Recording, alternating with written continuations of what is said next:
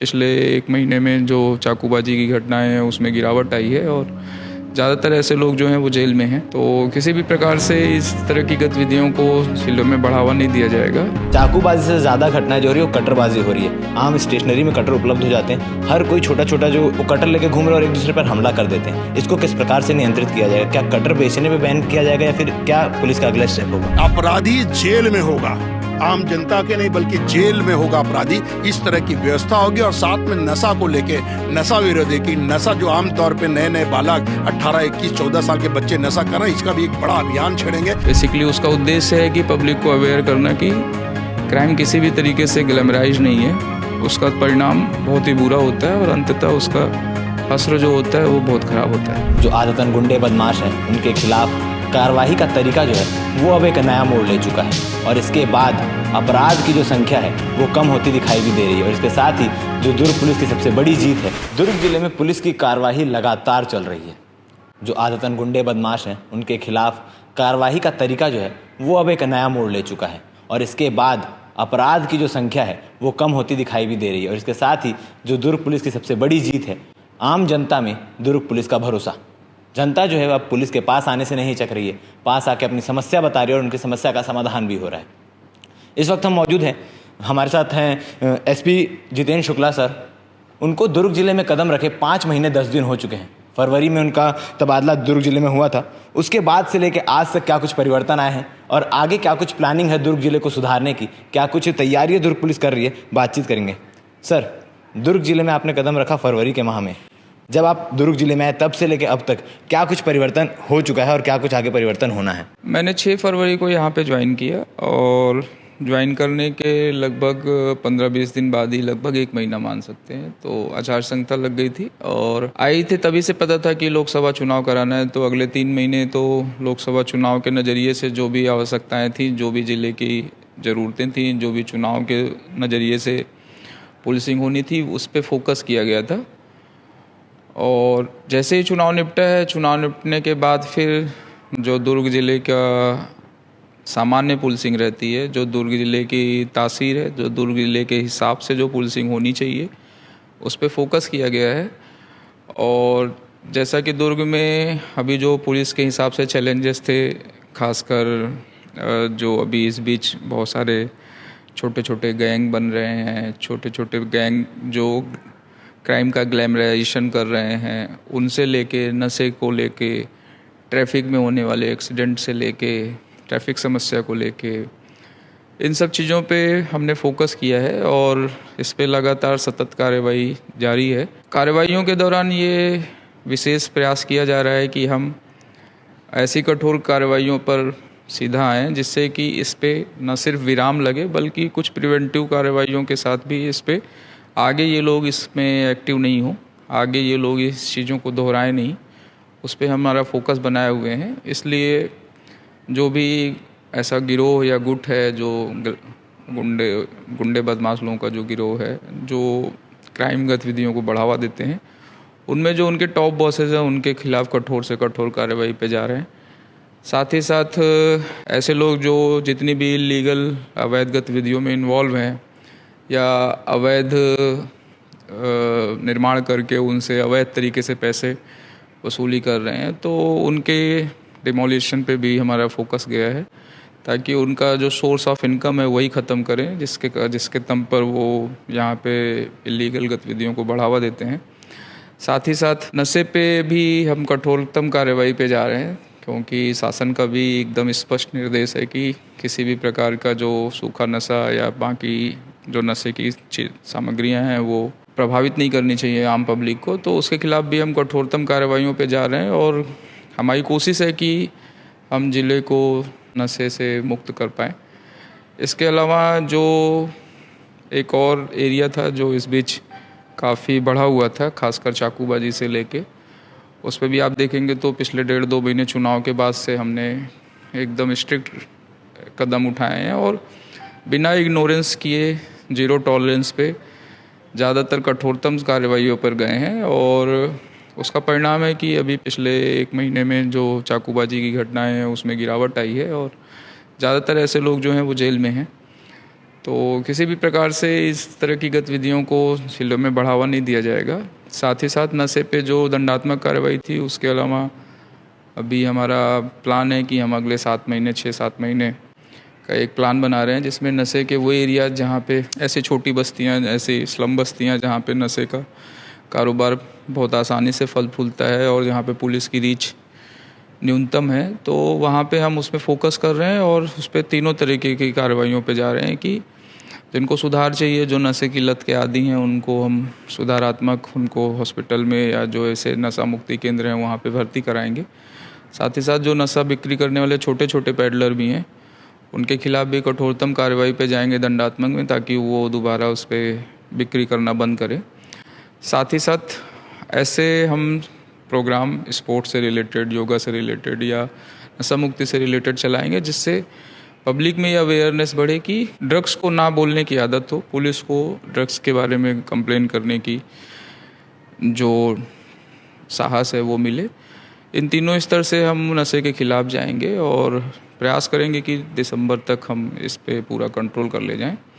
साथ ही साथ अपराध पे नियंत्रण करने के लिए, प्रिवेंटिव एक्शन के लिए हम अभी प्लान है कि अगले 3-4 महीने में हम शहर में एक अच्छा सा सिटी सर्विलांस सेंटर बनाएं जिससे पूरा शहर ही हम निगाह में रखें और जितने भी ऐसे गुंडे, बदमाश या आपराधिक गतिविधियों वाले एरिया या इस चीज़ की कमी थी दुर्ग जिले में कि सर्विलांस के को लेकर कुछ चीज़ें नहीं थी जिससे अपराधियों जो है उनको शरण मिल जाते थे, वो भागने में सफल हो जाते थे। अभी कुछ ये तो अभी यहाँ पे है नहीं। जैसे एक प्लान्ड वे में सिटी सर्विलांस जो होना चाहिए, दुर्ग बहुत बड़ा शहर है, 20 लाख के आसपास पॉपुलेशन हो गई है और दुर्ग भिलाई ट्विन सिटी जैसा बनाया गया है, उसके हिसाब से कोई सर्विलांस सेंटर नहीं है। छोटे छोटे कैमरे बिखरे बिखरे से लगे हैं, बट प्लान्ड वे में ऐसा कोई यहाँ पे सिटी सर्विलांस का कोई ना मॉनिटरिंग सिस्टम है, ना ऐसा मॉडर्न कंट्रोल रूम टाइप का कोई जगह है जहाँ से हम पूरे शहर पे निगाह रख सकें।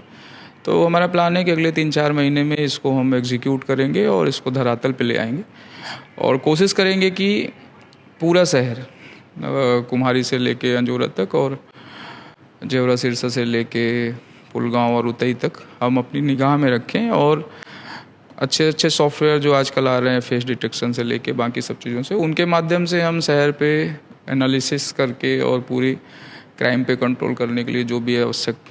हाल ही में हुई कार्रवाई को लेकर जो आम जनता है वो उसके अंदर पुलिस का जो भरोसा है वो ज़्यादा होते जा रहा है। लोग आपको बधाइयाँ देने भी आ रहे, अभी उपनेता प्रतिपक्ष दया सिंह भी आए हुए थे।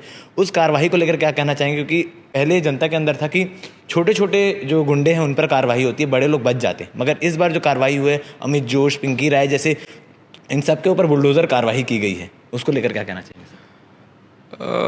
ये पुलिस का रेगुलर काम है। मेरा हमेशा से मानना रहा है कि अगर आपको क्राइम या ऐसे गुंडा बदमाश या ऐसा गुंडाई टाइप की चीज़ों को रोकना है तो जो सबसे बड़ा उसमें लीडर हो उसके ऊपर कार्रवाई होनी चाहिए और वही हो रहा है। ये नॉर्मल पुलिसिंग का पार्ट है। और जहाँ तक इनके डिमोलिशन की बात है तो बीएसपी ने वो सारी चीज़ों के लिए पहले से ही मतलब इन लोगों के लिए नोटिस जारी किया हुआ था। गिराया किस लिए नहीं जा रहा था मेरे को पता नहीं, बट अभी जब उन्होंने पुलिस का सहयोग मांगा कि उनको गिराना है और पुलिस को भी आवश्यकता थी कि इन लोगों के आर्थिक सोर्सेस ख़त्म करने, इनको पैसे कहाँ से आ रहे हैं, कैसे ये लोग जेल जाने के बावजूद भी अपना साम्राज्य संचालित कर रहे हैं, तो पैसों का जो इनका सोर्स था वो ऐसे ही लीगल एक्टिविटीज़ और इलीगल इनके जो कंस्ट्रक्शंस हैं जिससे इनको रेगुलर पैसे महीने के 1.5 लाख 2 लाख रुपए वैसे ही मिल जा रहे हैं, तो उसको चला रहे थे। तो वो सोर्स हमने उनके ख़त्म किए हैं और हमारी कोशिश है कि ये लोग शहर से बाहर ही रहें।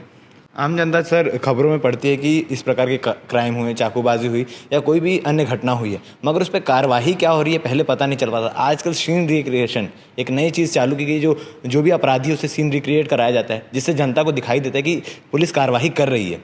उसको लेकर क्या? दुर्ग में एक ये चलन दिख रहा था कि रील्स के माध्यम से एक ये प्रभाव आ रहा है कि क्राइम करने वाले जो थे वो अपनी रील्स बना के सोशल मीडिया के माध्यम से क्राइम को ग्लैमराइज कर रहे थे, जिसके कारण जो नया नया यूथ है उसको दिग्भ्रमित हो रहा था या मिसगाइड हो रहा था। उसको लगता है कि ये तो बस ऐसा ही इतना ग्लैमर है, इतना चमक धमक है, तो इसमें कोई नुकसान तो है नहीं। तो अभी उन्हीं लोगों से जो इसको ग्लैमराइज कर रहे थे, जब वो अपराध में पकड़े जा रहे हैं तो उनको थोड़ा प्रदर्शित करना पब्लिक डोमेन में ये दिखाना ज़रूरी है, ताकि आगे आने वाला यूथ जो है उसको ये पता चले कि नहीं ये सही तो नहीं था, इसकी जो गलती हो रही है उसकी सज़ा कितनी ख़राब है, उसमें ह्यूमिलिएशन कितना ज़्यादा है, फिर जेल जाना पड़ सकता है। तो वो भी हम पब्लिक को दिखाने के लिए कर रहे हैं। बेसिकली उसका उद्देश्य है कि पब्लिक को अवेयर करना कि क्राइम किसी भी तरीके से ग्लैमराइज नहीं है, उसका परिणाम बहुत ही बुरा होता है और अंततः उसका हश्र जो होता है वो बहुत ख़राब होता है। एक आखिरी सवाल लेना चाहूँगा सर, आज के समय में चाकूबाजी से ज़्यादा घटनाएं जो हो रही है वो कटरबाजी हो रही है। आम स्टेशनरी में कटर उपलब्ध हो जाते हैं, हर कोई छोटा छोटा जो आपराधिक प्रवृत्ति के लोग हैं वो कटर लेके घूम रहे हैं और एक दूसरे पर हमला कर देते हैं। इसको किस प्रकार से नियंत्रित किया जाएगा? क्या कटर बेचने पे बैन किया जाएगा या फिर क्या पुलिस का अगला स्टेप होगा? बेसिकली कटर ऐसा नहीं है जिसको आप बैन कर सकते हैं। कटर तो सामान्य पेपर कटिंग और इन सब चीज़ों के लिए यूज ही होता है। हाँ, नज़र ज़रूर रखी जा सकती है सोर्सेस से पे कि कितने लोगों ने लिया, इस महीने किधर से बिक्री हुई, कौन कर रहा है, उस पर हम लोगों को नज़र रखे हुए है। साथ ही साथ रोकने के लिए जहाँ तक बात है, हर कटर खरीदने वाला कटरबाजी करेगा या चाकूबाजी करेगा ऐसा नहीं है। हमने वो सेट किया हुआ है कि किसी ने भी मतलब अगर अटैक किया चाकू या कटर से तो उसके खिलाफ कठोरतम कार्रवाई की जाएगी, ताकि वो एक बार में ही मतलब दूसरी बार करने का, एक बार की सज़ा में दूसरी बार करने का उसको मौका नहीं मिले।